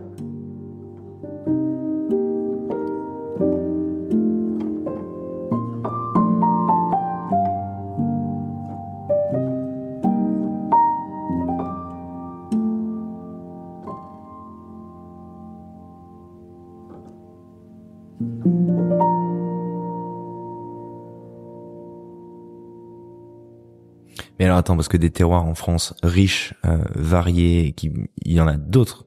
Pourquoi celui-là? Il y a autre chose qui se joue. Il y avait la mer, les coquillages. L'histoire, c'est que je me suis retrouvé chez Horty, donc j'ai eu un représentant de chez Mauviel qui est venu me voir pour poser leur poêle. Et puis on discute et je lui dis ouais, j'adore votre région, je travaille avec pas mal de gens et tout. Et puis dans la conversation, il me lance un truc. Il me dit ouais, il y a deux petits vieux, deux personnes d'âge mûr qui en ont marre. Lui, il avait fait 2 ou 3 infarctus. Je crois que c'était le moment de s'arrêter. C'est un bon signal. Ouais. Et il me parle de cette adresse et il me dit ouais, c'est l'auberge du terroir, ça s'appelait. Et sur le moment, je dis ouais, chouette, machin, je vais regarder. Puis je regarde des photos, je me dis ça me dit un truc et tout. Et en fait, j'étais venu manger genre 10 ans, ou je sais pas, peut-être 15 ans auparavant, avec mes parents, je crois. Je me souviens de l'endroit où j'ai mangé, je me souviens de m'être dit, un jour, je rêverais d'avoir un endroit comme ça. Et ça, c'était avant la machine à coudre, quoi. Donc avant d'être chef, tu étais ici, dans cette salle, et tu t'es dit, j'adorerais un jour avoir un endroit comme ça. Donc comme quoi, c'est incroyable. Et donc arrive ce moment, sous la pluie, le ciel noir, du mois de décembre. Il faisait pas dingue, mais on s'est senti... je sais que ça plaira pas aux anciens propriétaires, mais on s'est senti direct chez nous, quoi. Donc tu découvres cet endroit. On découvre cet endroit. Après voilà, toujours pareil. Le resto à Paris n'est pas vendu, ça prend énormément de temps. Je mets quasiment 1 an à vendre le resto à Paris. Eux, ils étaient derrière en disant mais je vais vendre à d'autres gens, hein. Même si ils voulaient, de ce qu'ils me disaient, absolument revendre à des gens avec les mêmes valeurs, enfin au niveau du terroir. Donc, il a fallu des fois aller dans leur sens pour leur dire qu'on allait faire exactement la même cuisine qu'ils faisaient, et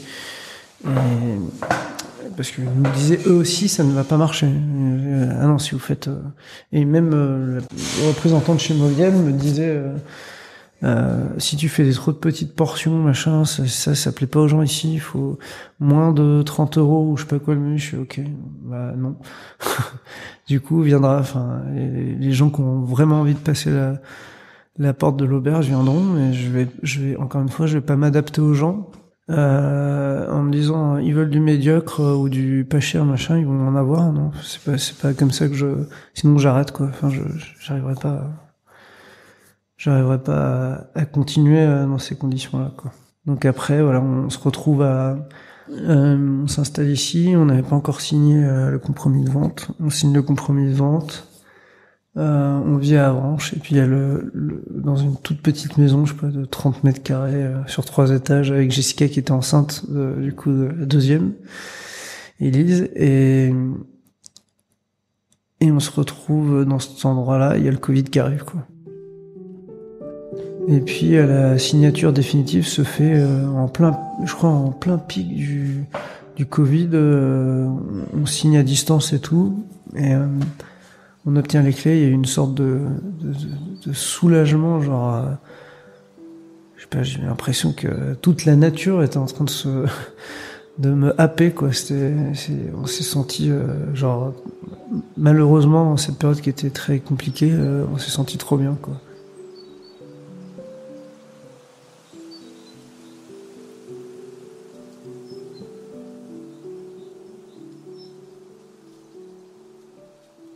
C'est-à-dire que vous êtes en plein Covid, tout le monde est fermé, la nature reprend ses droits partout dans le monde, ouais. Et vous retrouvez dans cette bulle, avec ce jardin, c'est cette perspective dans le vert, ce végétal qui partout, et la deuxième partie du Covid, pour le coup, elle ouvre pas mal de champs, là. Ouais. Même si, voilà, on est confronté à la dureté de la chose, c'est que on se retrouve seul sans entrepreneurs parce qu'ils avaient tous des retards sur les chantiers, donc ils commençaient à nous donner des dates. On s'est dit, ben non, on est mort là. Enfin, si c'est cette date-là, on n'ouvrira jamais.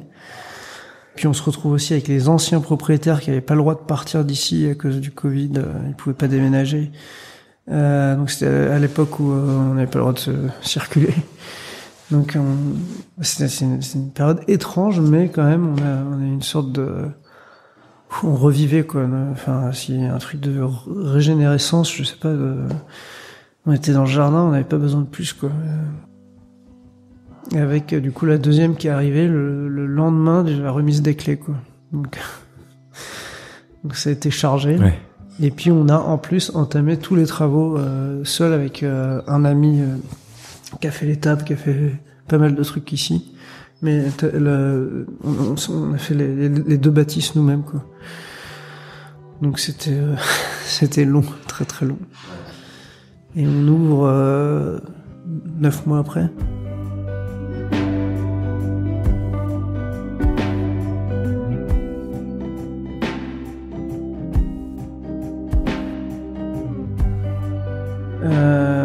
Et puis on se rapprochait de l'ouverture, puis on disait ouah c'est chaud, il nous reste tant sur les comptes. On a recruté 2 personnes, on avait 2 personnes en cuisine en plus de moi au début.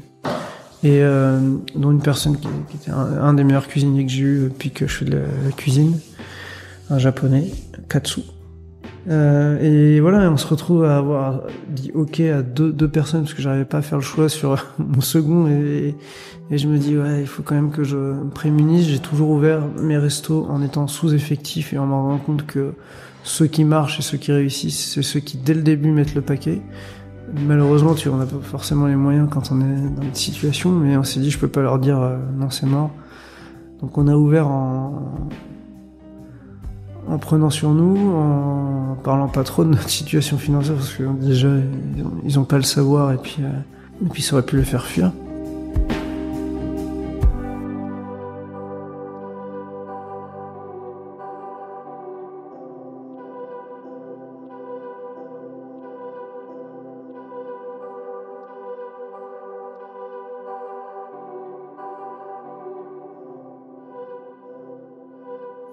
On y va fébrile. Faut y aller. Mais... Ouais, on y va fébrile, mais on a la chance d'avoir dès le début, encore une fois, des articles, le fooding pour au début les chambres, après la cuisine. On a un peu du fooding, on a le Michelin qui arrive, le Goemio, enfin tout s'est enchaîné. Alors précisons les choses. Prix du fooding de fooding d'amour, c'était l'année 2022. 2022. Ouais, je crois que c'est ça. Michelin étoile verte au bout de 6 mois, donc on était super contents et super surpris parce que c'est arrivé assez rapidement. Ça nous offre une transition. L'étoile verte, elle est quand même censée célébrer des choses et le parti pris ici, il est pas anodin et il va nous permettre de boucler aussi ce qui t'anime ou ce que tu pressens depuis le tout début, ton lien avec la nature, avec l'environnement. La volonté de le préserver, de le célébrer, d'en faire quelque chose. Je suis pas un militant, enfin je suis pas là. Bien sûr que j'ai une conscience écologique et que j'estime que j'ai pas à en parler à droite à gauche. Et c'est un truc qui au final est très personnel, comme travailler du bio. Je le dis pas, je sais c'est écrit nulle part, j'en parle pas. Mais pour moi c'est une évidence par rapport à la façon dont je travaille. Je pense qu'il faut être honnête dans la vie et quand on essaie d'avoir une cohérence sur la façon de réfléchir et de travailler, et en tout cas la façon dont je travaille m'oblige pas, mais m'oblige de façon naturelle à tendre vers ça quoi. Mais oui, c'est surtout aussi un truc d'observation, de se dire je veux pas du tout être moralisateur ou quoi que ce soit, c'est un truc qui me débecte, mais en tout cas, dire aux gens, vous avez vu, en fait, avec ce qui se passe juste autour, là, on arrive à faire un menu en 12 étapes, ou j'en sais rien, ça dépend des fois, 8-12. Et en allant pas très loin, quoi. Tu peux nous décrire, justement, pour les gens qui n'auraient pas eu encore la chance de venir ici, ce qu'il y a juste derrière la fenêtre, juste derrière toi? Il y a un jardin avec une auberge. Donc on a construit le jardin qui était très propre. Trop propre à notre goût, tout comme maintenant c'est trop trop anarchique pour les anciens propriétaires, certainement. Oui, ouais, peut-être parce que c'est une anarchie toute pensée quand même. Hein. Une anarchie avec des petits panonceaux qui indiquent les plantes en train de pousser. Ouais. On sent que voilà, les juxtapositions sont aussi un peu pensées, donc c'est une anarchie. C'est une anarchie réfléchie. Je sais pas si ça se dit. Mais non, oui, voilà. Après, il y a le jardin qu'on a construit et qu'on construit tous les jours. Qu'on essaie d'agrandir, d'améliorer. Il y a aussi le doute à ce niveau-là qui s'installe parce qu'on n'a pas d'expérience. Qu'on fait appel à une amie qui progressivement prend possession du jardin et qui nous aide à le rendre plus agréable et aussi à produire, quoi. Il y a des restaurants qui ont des potagers, c'est pas une nouveauté, et il y a beaucoup de restaurants qui investissent ça comme une sorte de folklore aussi, d'imagerie. Ouais. J'en connais, et j'en connais moins. Il en existe qui ont un vrai potager, c'est-à-dire qui ont investi une vraie démarche. Alors évidemment, on parle toujours d'Alain Passard ou d'Armand Arnal à la Chassagnette, mais voilà, les vrais cuisiniers qui investissent personnellement avec une implication un potager, c'est pas si courant encore. Non, parce que déjà, il faut être passionné, et malheureusement, il y a beaucoup, encore une fois, de gens qui se donnent une posture plus qu'autre chose. Et moi, mon grand regret, c'est justement de pas être assez les mains dans la terre et de pas comprendre chaque chose, en fait. De pas avoir le temps de pas prendre le temps, même si on n'a pas beaucoup d'heures dans la journée de libre. Il y a ça aussi, hein, qui est un truc qui est très répandu. C'est vrai que l'implication en cuisine fait que, et on en revient à un paradoxe qui est fou, c'est que parfois il y a des cuisiniers qui sont décorrélés, coupés de ce qui se passe avant que la cagette n'arrive en cuisine. Et c'est l'immense majorité finalement. Je pense que c'est un truc qui me tous comme on pousse un poireau, mais bon. Même si on va aller plus loin, les écoles en France de cuisine c'est exécrable. Mais ça devrait être le sas. Exécrable. Après qu'on n'ait pas le temps, c'est une chose, mais la base, comme les 3/4 des cuisiniers le disent, en tout cas ceux pour lesquels j'ai de l'estime, c'est les produits. Si les cuisiniers n'arrivent pas à reconnaître, j'en ai eu plein, le topinambour, enfin, après ils ont le droit de pas savoir, mais la curiosité, en fait, si les gens sont pas curieux, je sais qu'ils vont pas rester plus de 2 mois chez moi, en fait. Et là, c'est marrant parce que quand on dîne ou qu'on déjeune ici, je sais pas, on les voit ces allers-retours là, en l'occurrence ce stagiaire qui est arrivé comme moi hier ici, je l'ai vu hier soir faire des allers-retours dans le potager. Je veux dire, c'est pas fake, c'est pas un folklore. Et les légumes que tu nous sers, j'imagine, c'est aussi des choses que t'étudies et que t'espères développer. Là, à 10 mètres, en fait. Ouais. Ça a du sens, en fait, et c'est très rare. Romain Médère le fait à Primard, par exemple, de cuisiner des choses qu'on vient de sortir de terre et qu'on a sorti de terre à 15 mètres du restaurant. Mais ça change. C'est un geste qui est pas anodin et qui produit un effet qui est. Déjà, je pense que la première intention, c'est le respect de la nature et du produit, quoi. C'est-à-dire que déjà le fait de cueillir au dernier moment, tu mets toutes les cartes de ton côté parce que la fraîcheur, c'est irremplaçable, quoi. Après, voilà, pour des trucs comme les herbes, pour donner que ces exemples-là, la tomate, quand c'est cueilli fraîchement, les fleurs, ça n'a rien à voir avec quand ça fait ne serait-ce qu'une demi-heure de voiture ou là, c'est pris à chaque fois. On accorde une extrême importance. En tout cas, moi, je demande aux gens qui travaillent avec moi de respecter ça, de respecter le vivant et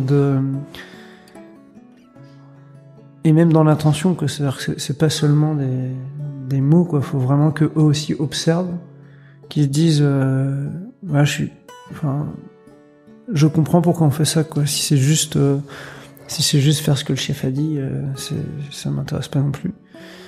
Mais ouais, c'est même au niveau des vitamines, de plein de trucs, il y a plein de trucs qui sont. On le ressent. Qui sont plus, quoi. On le ressent. Ouais, ça se ressent.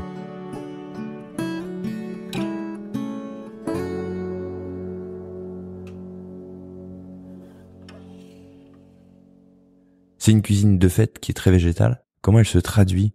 Comment tu sens que les gens ici, dans ce coin un petit peu reculé, comment elle est prise, cette cuisine?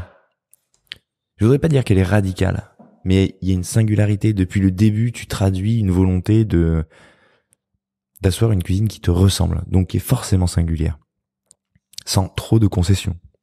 On a compris. Non, pas de concessions, malheureusement. Pour les autres, pour certains. Ouais, je sais pas. Mais alors, si on parle des locaux, vraiment aux alentours de l'auberge, c'est très compliqué.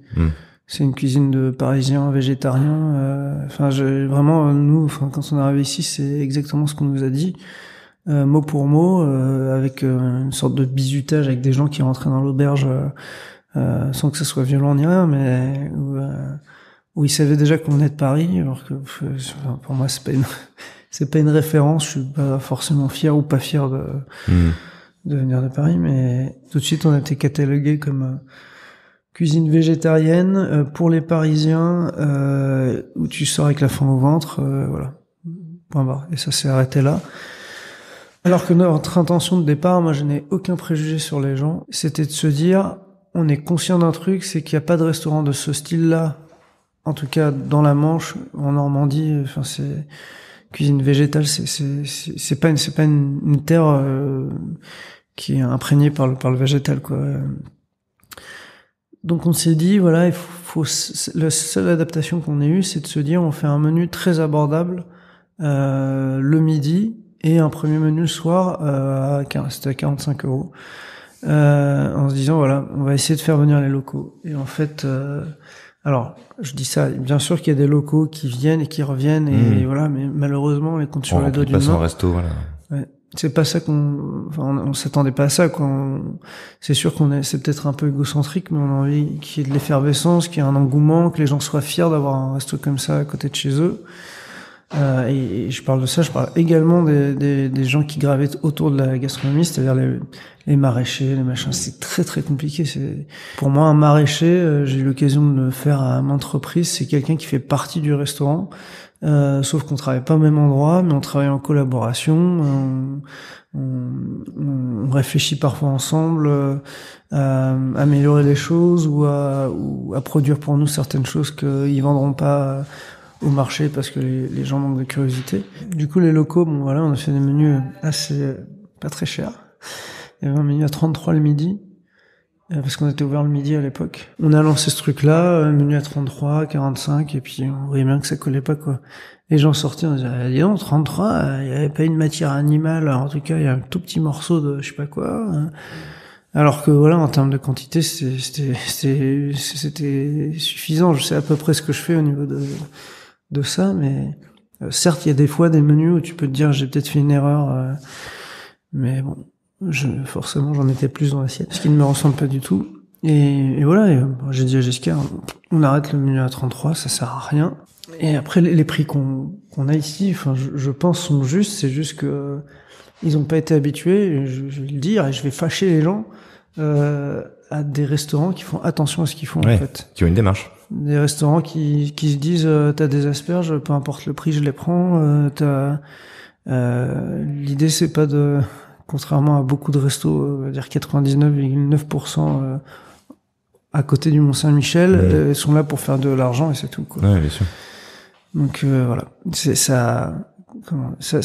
Ça éloigne les gens de la réalité parce que ils se rendent pas compte qu'au final on est plus dans le vrai que ces autres restos qui leur servent clairement de la merde et ça les dérange pas, et les clients apparemment ça les dérange pas non plus puisqu'ils font des comparaisons. Pourquoi elle s'appelle comme ça, cette auberge? Sauvage. Sauvage parce que c'est le sauvage qui guide la nature, les choses qui se font de façon naturelle, qui guide la façon dont on cuisine et dont on pense l'auberge dans sa globalité, quoi. On s'adapte, contrairement à beaucoup de chefs. Encore une fois, c'est pas pour taper sur les autres, mais on s'adapte vraiment au vivant et pas le contraire, quoi. On se dit pas, moi je veux absolument avoir ça à tel moment où je vais me dépanner ailleurs parce que du coup j'ai pas ça. Non, le menu change et on fait ce qu'il y a de mieux au moment où on cuisine. On fait de notre mieux et on fait avec ce qu'il y a de mieux de ce que je peux avoir à l'extérieur. Donc si c'est des macros, par exemple, j'ai mon pêcheur de homard, parce on est les seuls, je sais pas si tu te rends compte, les seuls de la région à aller au cul du bateau chercher nos homards alors qu'on est à 40 minutes de Granville. Il n'y a pas de culture du produit ici. Enfin, pour moi, c'est ça. Et t'as des mecs c'est pour ça que je les respecte énormément, parce que je me mets à leur place. Des mecs comme mon pêcheur de homard, qu'est-ce qui le motive en fait? Qu'est-ce qui le motive? Vendre à la criée. Et j'ai beaucoup de respect parce qu'il y va tous les jours, il a un enfant en bas âge, alors certes quand il y a des tempêtes ou quoi il y va pas, il a un tout petit bateau, mais et ce même mec en fait on lui a dit putain on n'arrive pas à trouver de poisson, si tu connais pas des gars et tout, une personne qui pêche, il me dit si tu veux je te mets des lignes sur mon bateau en rentrant. Et les plus beaux poissons que j'ai eu alors j'ai eu que des maquereaux quasiment. Ouais. Mais mitraillette quoi, en retour de pêche. C'était un truc de ouf, quoi. Le poisson il arrive, t'as l'impression qu'il est congelé tellement il est ferme. Et la qualité du poisson, moi ça me donne des frissons quoi. Ouais. Ça m'a peut-être même fait pleurer je crois une fois. Voire à chaque fois. Le plus difficile pour moi ou pour nous, c'est de se dire qu'il faut qu'on gagne notre vie avec ça. C'est-à-dire de dire aux gens, ça vous plaît pas, c'est pas grave en fait. Moi ça me plaît, c'est la façon dont je vois, dont j'interprète en tout cas la cuisine, la façon dont il faut mettre en valeur le terroir là, et pas partir dans l'excès et se dire dire simplement en fait, je sais pas si vous comprenez, mais ça paraît un peu sectaire, mais c'est pas nous qui décidons en fait. La nature nous donne ça, on fait ça à ce moment-là. Et alors je parle même pas du service, moi je serais incapable d'être au service parce que on a eu des cas de figure où les gens, j'ai eu un boucher qui voulait me casser la figure parce qu'il y avait pas de viande sur le menu. Je sais pas si tu te rends compte la violence, casser la figure parce qu'il y avait pas de viande sur le menu. Jessica me l'a pas dit, je suis quelqu'un de très très calme, je déteste la violence, mais par contre quand il y a de la violence ailleurs, j'y vais quoi. Voilà, on a été confronté à ça. Ça c'est par exemple, c'est un boucher local qui est dans la ville d'à côté, mais qui maintenant est à la retraite. Mais quand tu vois ça, tu dis ok, j'ai compris quoi. Ouais. Et voilà, et peu importe quoi. Il a voulu avoir envie de me casser la figure, ça ne changera pas. Même s'il me casse la figure un jour, ça changera pas. Donc. Mais donc petit à petit, les gens qui savent lire et comprendre vont venir. Mais c'est dur, hein, parce que de se dire que les autres vont comprendre ce que tu fais, alors que toi t'as tes convictions, que ça émane ça sort de toi, de ta tête, de ton corps. En fait, c'est ça qui m'impressionne le plus. C'est pas tellement les gens sont parfois ils disent qu'ils sont impressionnés par moi. Moi, je suis plus impressionné par les gens qui comprennent en fait, parce que je me dis waouh, c'est pas eux en fait. Donc s'ils ont compris, des fois il y a des gens qui sont extrêmement précis dans leur analyse et ça me met des frissons parce que je me dis waouh, faut avoir une sacrée sensibilité pour comprendre la sensibilité de quelqu'un d'autre en fait. Mais voilà, c'est des moments magiques aussi. Quand il se passe ça, j'ai beaucoup de mal avec les compliments. J'en suis très très content quand les gens me disent qu'ils ont passé un super moment. Je préfère à la limite qu'ils me disent qu'ils avaient passé un très bon moment de manière générale. J'ai un peu plus de mal quand c'est des compliments très très personnels. Mais quand les gens ont une analyse fine et assez sensible, ça me touche beaucoup. Mais ouais, bien sûr. Bah oui, parce que toi, tu essaies de décrire quelque chose ici, donc quand on est lu, ça fait du bien. Tu vas tenir, il faut tenir. Ah oui, il faut tenir, oui. Mais voilà, je changerai pas, mais c'est toute la difficulté là. Convaincre les gens avec, pour certains, comment dire,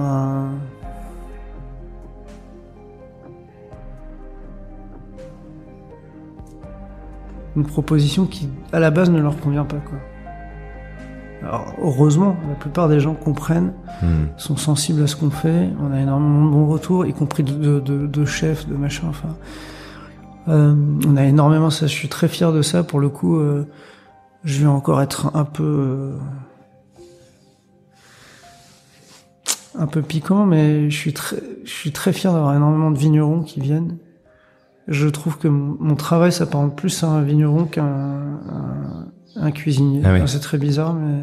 Mais parce que t'es en prise avec le vivant, enfin... Ouais, j'ai une sensibilité qui est commune, et je pense que c'est pour ça que souvent les vignerons comprennent peut-être... Enfin, c'est pas vrai, parce que les cuisiniers qui comprennent aussi, ou qui comprennent pas, ils ont le droit. C'est pas même pas le sujet de dire ils ont rien compris. Mais j'ai des sensibilités communes avec des vignerons. Et qui composent avec la nature au quotidien, comme tu le fais. Oui, il y a un travail de fond. Enfin, ils vont quand ils le font de A à Z. Et en plus, quand ils se mettent les mêmes contraintes que moi, c'est-à-dire s'adapter au vivant, ne pas foutre de produits chimiques, de se dire c'est plus facile, ça va pousser, on aura des super fruits, on va gagner notre vie. Et on a un travail qui est sensiblement le même, quoi. Donc j'ai beaucoup de respect pour eux. Bon, nous on va venir en masse. Je dirai aussi parce qu'on l'a pas dit, je le dirai en off. Et moi je reviendrai en tout cas.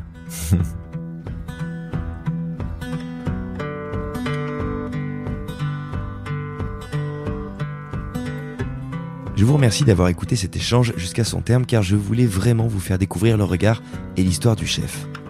Merci à lui, et merci à Jessica pour leur accueil et le moment qu'ils m'ont offert ce soir-là quand j'ai dîné seul face au jardin. C'était si beau et si délicat. Dans l'expérience du restaurant, je me dis souvent qu'il y a le goût des choses, le charme de l'endroit et les mots de celles et ceux qui portent la cuisine. Et parfois, quand l'adresse est sincère, le tout résonne et l'on voit alors s'écrire au présent un souvenir qui demeurera longtemps. Pendant notre échange, j'ai souvent pensé aux filles de Thomas et Jessica. Ces deux petites filles qui vivent désormais dans la campagne normande, qui ont suivi leurs parents dans le choix qu'ils ont fait et qui ont vu leur vie changer pour nourrir ce projet. Et je me suis dit à plusieurs reprises qu'elles avaient de la chance d'avoir pour parents des gens qui portent en eux de si grandes convictions. Car nul doute que c'est bien à deux qu'ils écrivent ici une jolie page de notre gastronomie. Cette auberge sauvage, c'est un endroit béni, une bulle fait main, fruit d'une réflexion profonde et lointaine. Un endroit où l'on nous fait tout de suite nous sentir bien et d'où l'on repart meilleur. Un lieu où la cuisine est dictée par le vivant, celui qu'on voit grandir par la fenêtre. Alors d'où que vous m'écoutiez, je vous encourage sincèrement à envisager une virée. Car ce n'est pas simple parfois de faire entendre sa voix, surtout quand ce n'est pas celle que les autres attendent, surtout quand elle porte en elle une forme de radicalité, quand elle est portée par un geste déterminé. Car ce n'est pas simple de savoir qui l'on est et de l'assumer, je vous encourage vivement à vivre une parenthèse sauvage. Merci d'être toujours plus nombreux et nombreuses à écouter ces récits que j'ai le grand privilège de recueillir. N'hésitez pas à faire connaître notre travail, à partager ce podcast, à l'évaluer en faisant tomber les étoiles sur votre plateforme préférée. Merci par avance pour votre présence la semaine prochaine pour un nouvel épisode, une nouvelle histoire, un nouveau chef. Salut!